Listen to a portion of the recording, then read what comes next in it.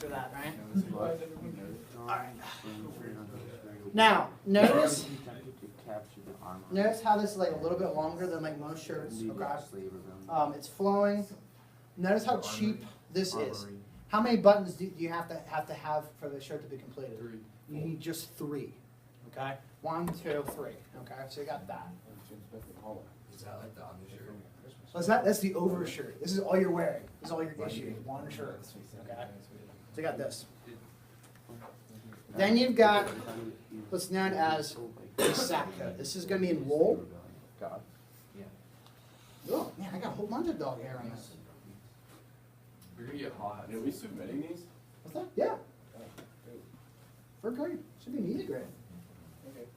Okay, so this is a blue sack coat. That's what it's called because it looks kind of baggy. Did I just lose a button? I did. Wow, not my day. You just still the union. What's that? This is union. Yeah. Yep. Yes. It is successful in rating, but not in the. So it's a 4-button coat. It's got a pocket right here. Okay, and this is what the average soldier's wearing on a day-to-day basis. Now, hat-wise, it's got 2 options.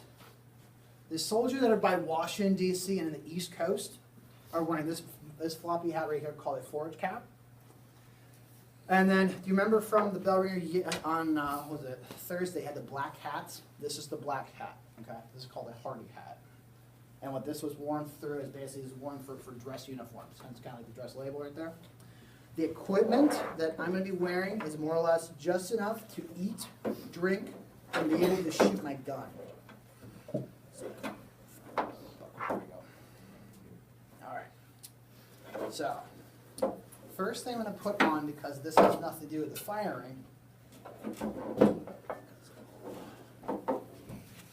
get the first opportunity because it's all just organized. Come on now.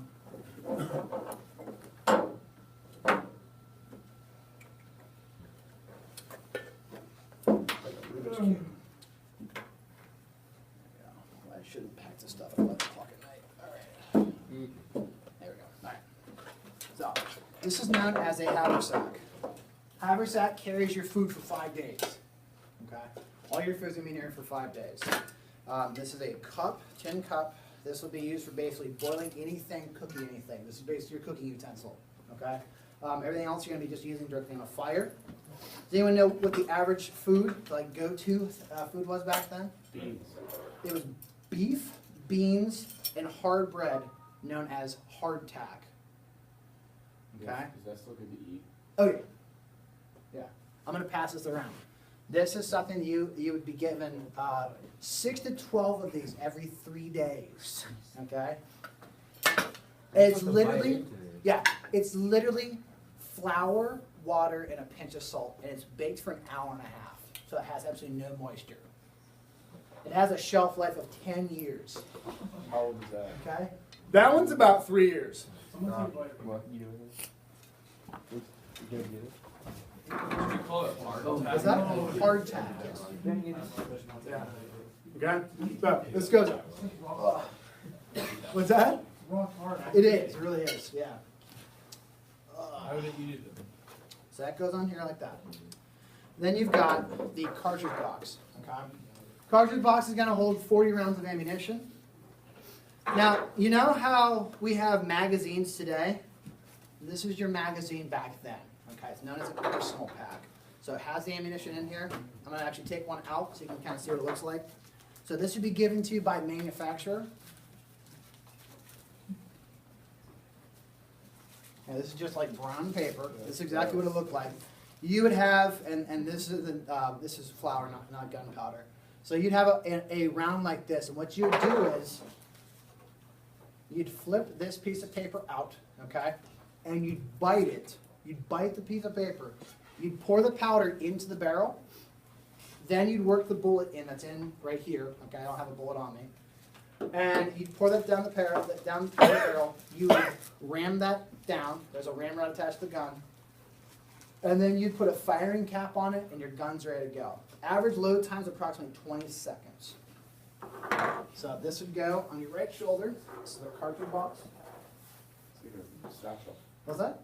Kinda. That's just for ammunition. So do they like soak this in water to be able to They eat? can, yeah. I usually just eat it as is. You eat that? Oh yeah. Right now, eat it. Well, no, because everyone's hands are all over it. Yeah, you eat Yeah. And I got other classes. Ah, yeah. Right. That, This is a water canteen.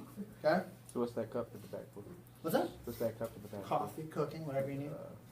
pay attention. So water canteen. What? I mean, know that if you pay How attention. much fits in the water? About 12, 20 ounces. Something like that. Okay. And then you've got, this is the waist belt. This holds both the caps for the gun, and then also, this is the what the bayonet looks like, okay? So, let me put this on and I'll explain it. Black and white breath.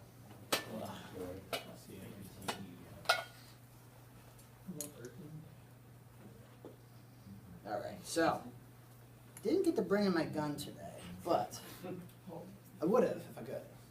Anyways, so, this is the bayonet, okay? It's 26 inches long. Okay. Notice it's triangular in shape. Okay. It's not sharpened. Okay. So this is for piercing only. Notice that it has a triangular blade. Okay. Why does it have a triangular blade? Was because it was easy to make, and the other thing was this was basically to kill someone because how do you sew up or suture a triangular shaped wound? You can't. Okay. This is going to be banned after the Civil War in the Geneva Convention of 1877 because people basically would have these puncture wounds inside their body for the rest of their life.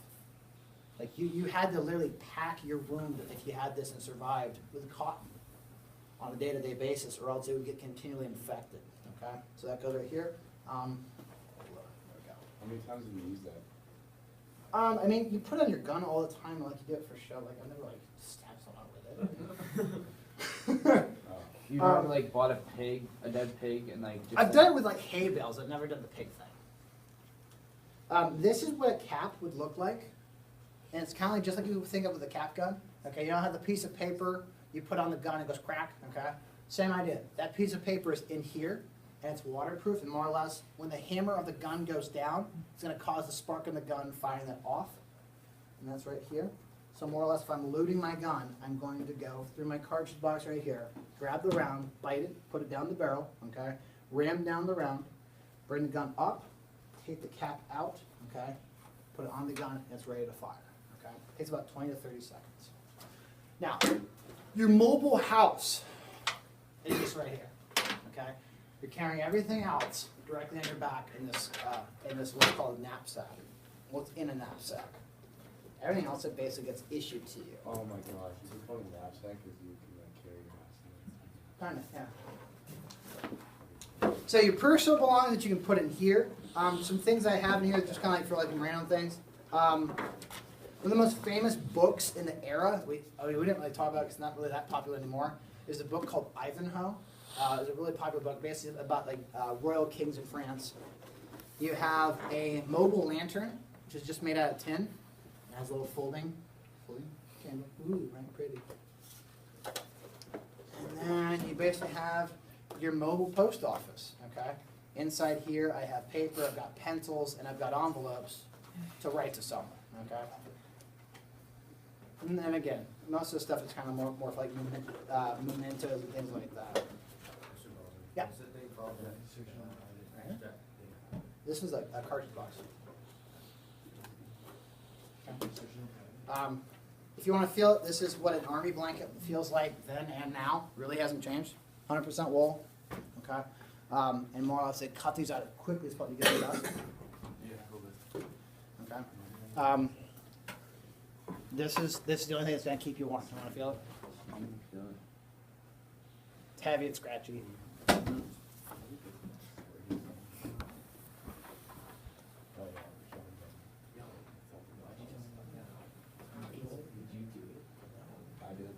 When you do your reenactments, Yeah. do you get to pick which side you're on, or do they just We issue do is it? the events last for a weekend, okay, and more or less depending on the event, depending on the event, we either register so people know parade, or they're gonna ask for you to come in for like a specific portrayal. Because more or less, this is only one uniform I have. I've got 3 others. Well, and they're more like regiment specific. Okay. All right. So, if it's rainy, This is your poncho. Got a hole for your head? Got a hole somewhere else? Now, here's the one thing that became very popular, and again, we kind of take this for granted. One of the things becomes a really big fashionable thing because the pants are made out of wool and they're scratchy, okay?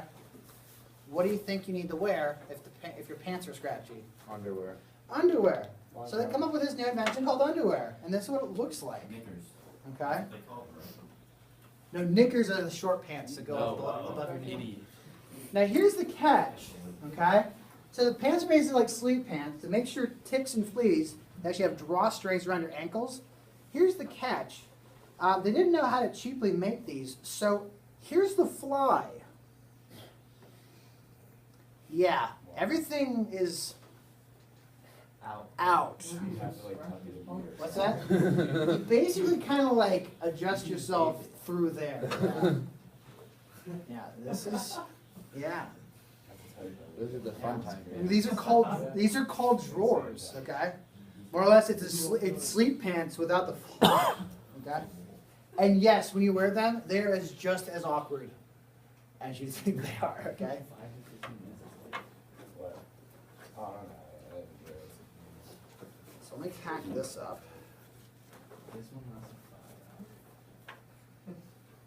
And then this would, just as you'd imagine, just goes on your shoulders. The pants are sky blue because I was a state soldier, okay? If I'm a state soldier, it's sky blue. If I'm a regular Army soldier, as in like I enlisted for the U.S. Army, I would have navy blue pants. Okay, basically just kind of shows you what side they are, all right? I feel like nation soldier. Not a thing.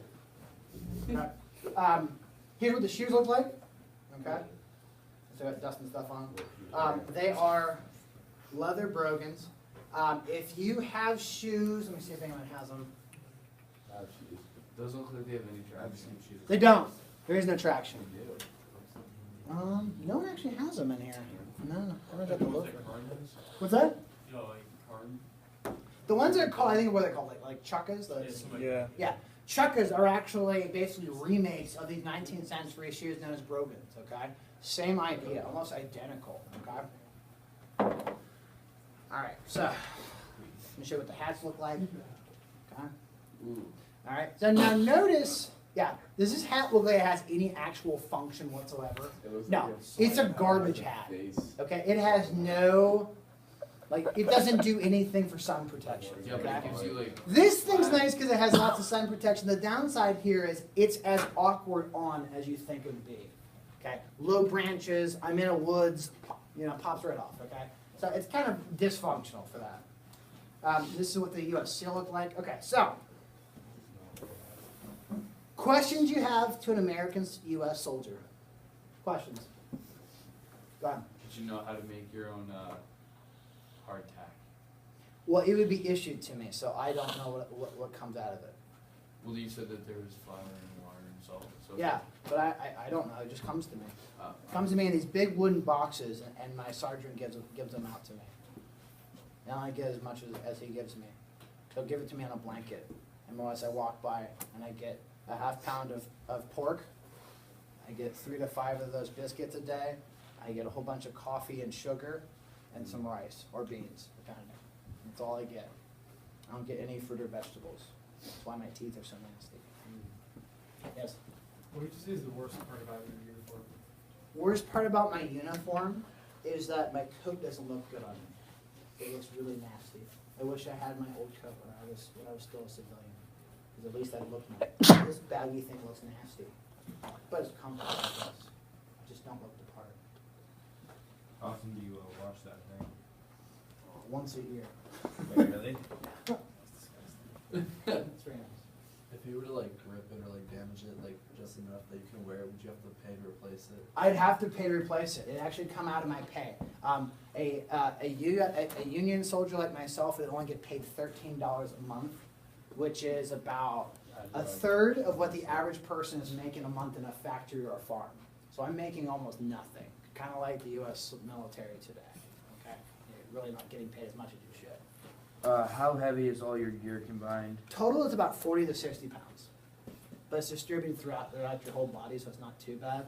The hard part here is, and I had to put it back on because I was still fixing it, is that this is really, actually that's the most annoying part, is the straps on this backpack are really nasty in your armpits. Anthony, you had a question? Yeah, that's one question. What was that? Oh, okay. Let me show you how this fits. It's really nasty.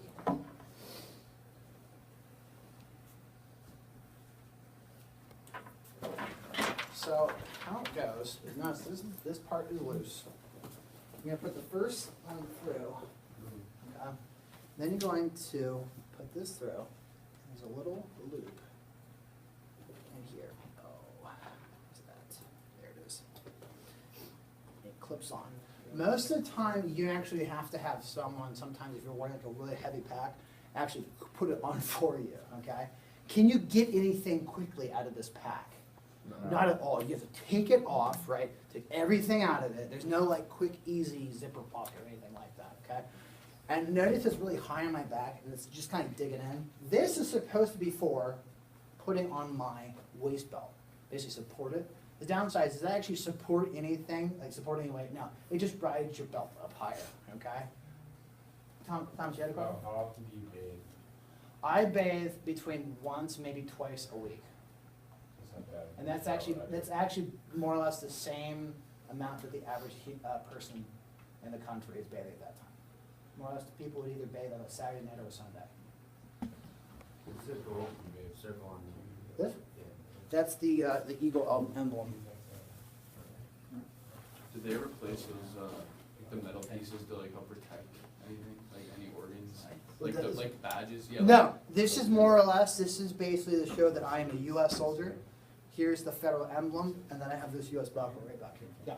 What would you do in your spare time when you're not fighting? Okay, so one of the things I think is a huge, a lot of times when people think that you are in the military, that you're fighting continuously, the average U.S. soldier in the American Civil War is fighting for approximately 30 minutes, maybe 5 times a year. Okay? So for the whole rest of the time, you're drilling, you're marching to different locations, you're building a camp, you're digging trenches, you're doing things like that. The idea of like you constantly in combat isn't really a thing. There's certain times during the Civil War that there are moments where people are in continuous combat, but it's not really for a longer extended period of time. What's on your coat there? What part? Like that. It looks like dirt. Is that dirt? It's probably mud. Yeah. Yeah. Notice I didn't show you any canvas. I don't bring a tent because it weighs too much. But I don't carry it. I literally just kind of sleep by a tree. Okay. Now, if I was given a lot of time to make a camp, we'd actually be issued tents and we'd make up an actual like tent camp. But for the most part, when you're marching like this, you don't really have the time to do that kind of stuff. On a cold night, does that keep you warm? For the most part, yeah. The blanket actually is a lot warmer than you think it is. And what I do is to stay warm is I put the blanket first and then I put the poncho on top. And because of that being tarred canvas, it kind of insulates all the body heat, so it's not too bad. I kind of wrap myself up like a half taco. What happens if a rainfall and you just get soaked? I get soaked. Yeah, I'm just soaked. Yeah. How long does it take your suit up? You saw me do it kind of slowly. It usually takes me no more than probably 3 minutes, 3 to 5 minutes. And usually what happens is once we get woken up by reveille. Reveille is always at 5 a.m. every morning. Once you're woken up, you more or less pack your stuff up for the day if you're on the march. Make breakfast if you need to. Most of the time what happens is when you're issued out your pork, because there is no way to keep it preserved, you cook it immediately. And you boil it and boil it and boil it. Basically, there's no more grease or moisture in it, and that way it kind of keeps in your haversack. Anything else, guys? Any other questions you need, soldiers? All right, switch over. Now you get to watch me peel this off. Ugh. So is this what you're doing all day? What's that? Is this what you're doing all day? What, for my classes? Yeah.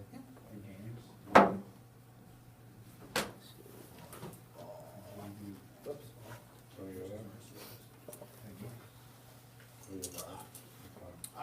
So. Now what I want you to notice is, okay, all this stuff had like a purpose, and all of it had kind of medals and a little bit of decorations. For the Confederate soldier, it's a lot less, and you'll kind of notice that, okay? So now I'm going all Confederate, all right? Now one thing I want you to recognize immediately is, notice how all different the colors are all different, okay? There was no standardized color because they don't have enough dye to make one standard uniform. It was supposed to be originally gray, but that changes very, very quickly because they just don't have enough fabric colors, okay? Now, this is known. We're supposed to submit a different one for this? What's that? We're supposed to submit another one for this? No, I'm just if you have other questions for the Confederate. So this is known as a shell jacket. Now you're going to notice that the shell jacket's it's a lot tighter fitting. Okay, it's very form fitting. And more or less it's supposed to like just fit you. It's like kind of more tailored, but the arms are really baggy. What's that? You had a rip on it. That's pocket. Oh, it is? I made it. Did you? Alright, so undo this bad boy. So same equipment, but it's basically going to be made cheaper. Okay. Comfy. What's that? Both you were comfy. It's form fitting, so it's really kind of like uncomfortable, honestly. But like, if you notice, the arms are really baggy. Yeah, It's your still like arms. movable. Yeah. All right. So same idea. So instead of the black canvas, this is going to be soaked in. You're going to love this. Soaked in linseed oil. Okay. So it's keeping it waterproof. All right. Is that toxic? Yes. Okay. But it's waterproof, right? Yeah. Okay. Notice how kind of cheaper it's looking. Then you got the canteen. Instead of it being metal, now down to 12 ounces.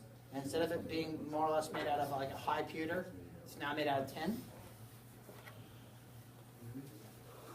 Is there a specific side you're supposed to put the stuff on? Yeah, so food, water, left side, ammunition, gun stuff on the right side.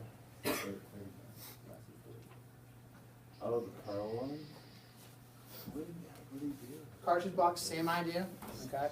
The only difference is instead of the leather strap, because they couldn't afford it, and they basically want to make it as low as possible, this is made out of canvas, painted canvas, instead of the leather and leather. Now here's the real major difference.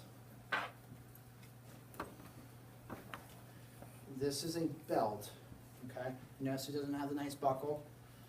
Also notice it doesn't have a lot of metals, like the scabbard for the bayonet had the metal bronze tip, okay? Had the rivets to keep it supported, had the nice buckle, okay? This one is more or less nothing more like a workman's belt. Really, really basic.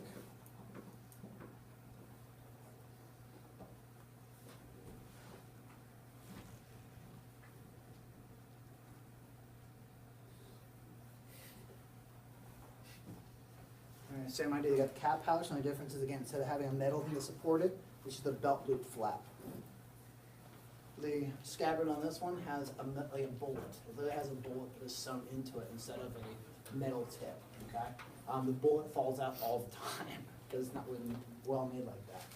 And instead of the backpack, I'm going to take the blanket that I got from home and I'm going to roll it up like a hobo and put all my stuff in it because the government does not issue me a knapsack. So all the stuff that I'm going to carry in here is going to be in this. And I'm going to tie it up in a knot and literally put it over my shoulder like this. Wow, that looks insane. And then you have the hat right here. Okay?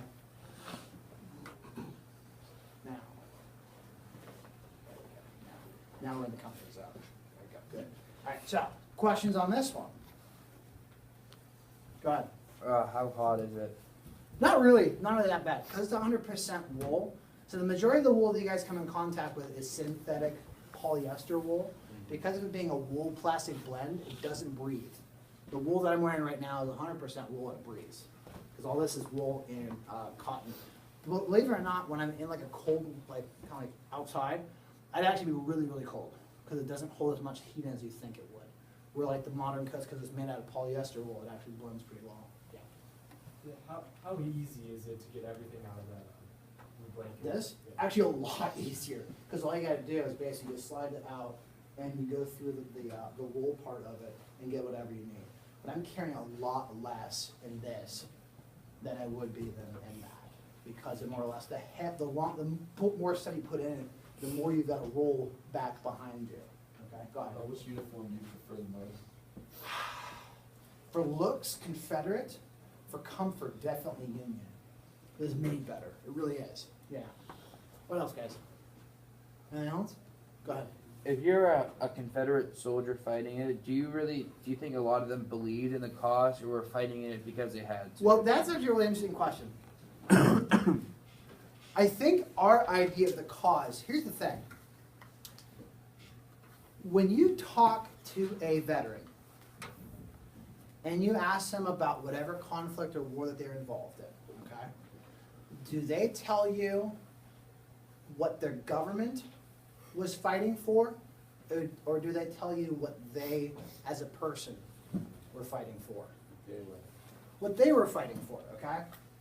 So what I'm fighting for, maybe as a person from Virginia or from South Carolina, from North Carolina, maybe I'm fighting the war because I was told, and is true to a point, that the Union Army is coming in to other parts of the South, invading it to take over the capital or taking over the things. So my mind is, they're attacking us, so I'm going to defend my state or my neighbor states from being taken over, okay? Majority of the guys that are are Confederate privates, majority of these guys do not own slaves. Now, are there generals that own slaves? Yes. The president owns slaves? Yes, okay? But the majority of the guys that are in the ranks, fighting the guns, fighting the war, they're not slave owners. They're not, because they can't afford it, okay? So the majority of these guys are fighting because they were told that their country is being invaded, so now they've got to protect it. That's really war, okay? What else? Go ahead. What did you expect when you joined the Confederacy? Were you expecting much battle or just I was expecting to come in, fight the Yankees once, we beat them, we win, we get our freedom, we get our own country.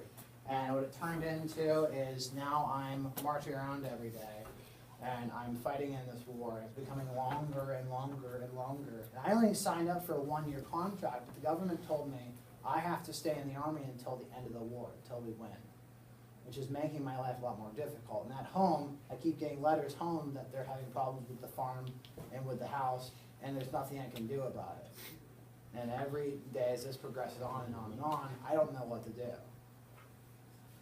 What else? What's that? Wait, so what if you just left? You had a 1-year contract, but what if you just left? That's called AWOL, right? Absent without leave. And going AWOL means that you could be charged and prosecuted and potentially shot by a firing squad for leaving your post. I know, but you had a 1-year contract. The government said we have to stay in until the end of the war. You just went up to the north. But Well, then you're probably going to be captured as a prisoner of war. So does the Southern government issue that? Yeah, the Southern government is going to issue me some of this stuff. Some of this stuff, because they don't have enough factories, is going to be from my own stuff. So sometimes the shirts I have to get from my home. The blanket I have to get from my home because they're not issuing us this stuff. The coats are coming even less frequently. The coats are basically coming in for only in need. It's not like every half year you're getting a new coat. It's only if you're in need. And so it really kind of sucks being a Confederate because sometimes you are in need and they don't have anything for you. The biggest issue for Confederates is shoes. They don't have enough shoes generally because they don't have enough leather to make enough manufactured shoe goods. Question? if there were going to be less people joining the Confederacy, would the Southern government be able to afford higher quality like coats and all that? Though the issue is that a lot of times there was only 2 military depots that are actually issuing out national goods. The majority of them are actually done by state depots. So like for instance, if I'm in North Carolina, I have to get my uniform, my coat and things from the state of North Carolina, because North Carolina says we'll outfit our soldiers. So it's gotta go through them. And generally for North Carolina, they're okay. Virginia, they're okay. But deeper southern states that don't have those manufacturing, like South Carolina, Alabama, Georgia, they have to go after whatever Virginia gives them, or if they pay off the North Carolina depots, which basically means whatever your governor can do cash-wise is as good as you're going to get. So like some of the deep states like Louisiana, Texas, and Florida, they're going to more or less have to get whatever they can get from home because they're not being issued stuff on a regular basis. Food, yes, but like equipment, no. And it becomes a really, really major problem. Where did the straps for? That is basically, if I was to unbutton right here, I could put my straps through them. But they're really like clumsy. And imagine trying to take that off every single time. They're known as epaulets. They're really annoying. They're really annoying. Yeah. Are there any diseases that spread around? All the time. All the time. Primarily dysentery and typhoid fever. Dysentery is basically an infection of your intestines from either bad food or water, and you'll have really, really bad diarrhea and fevers, and a lot of people die from it. For every 1 person that dies in military combat during the American Civil War, 2 people are going to die of disease. Malaria is really not a bad thing in the parts where the Civil War fought at, but if it was farther down south with mosquitoes, yes, it would be a bigger issue. Yeah. But the other issue is this: if I'm a country boy from some rural area in South Carolina, and now I'm going to be in a 80,000-man army with all these different people from cities and other places, those diseases that they have immunities to, maybe I don't, and I get sick from it really easily. An example for me personally is my great-grandfather on my mom's side was a part of the 12th New York Infantry, and he has to actually be discharged after 6 months because he gets so sick he can't continue his service, and he has to be discharged that way just by illness. So I mean, it's a lot bigger of a problem than you really think it was. What else, guys? Other questions?